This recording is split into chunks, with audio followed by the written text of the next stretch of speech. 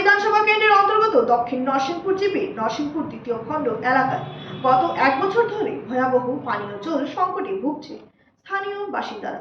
দীর্ঘদিন ধরে প্রশাসনিক উদাসীনতা অভিযোগ তুলে রবিবার সকালে পানীয় জল প্রকল্পে তালা ঝুলিয়ে বিক্ষোভ প্রদর্শন করে এলাকার মহিলারা।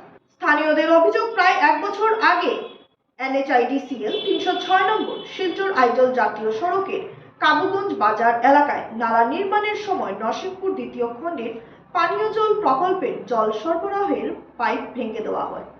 এরপর থেকেই ওই এলাকার বহু পরিবার সম্পূর্ণভাবে পানীয় জল থেকে বঞ্চিত হয়ে রয়েছে।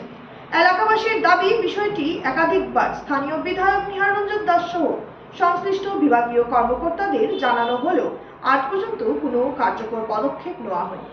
ফলে স্থানীয় বিধায়কের ভূমিকা নিয়েও প্রশ্ন উঠতে শুরু করেছে।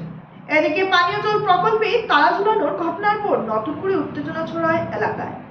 অভিযোগ অনুযায়ী বর্তমানে যারা এই প্রকল্প থেকে পানীয় জল পাচ্ছেন এবং যারা দীর্ঘদিন ধরে জল বঞ্চিত, এই দুই পক্ষের মধ্যে কথা কাটাকাটির জেরে পরিস্থিতি উত্তেজনাকর হয়ে ওঠে, যদিও কোনো অপ্রীতিকর ঘটনা ঘটেনি।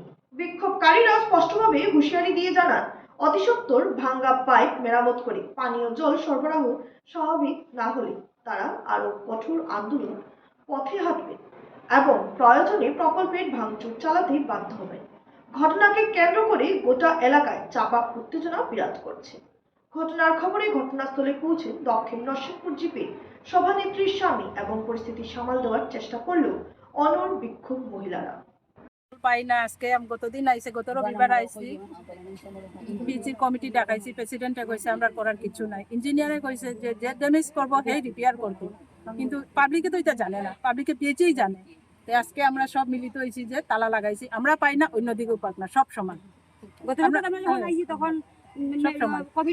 পঞ্চায়েতে প্রেসিডেন্টে পিএইচির প্রেসিডেন্টে ডাকাইছি, প্রেসিডেন্টে কইছে আমরা করার কিছু নাই এখানে।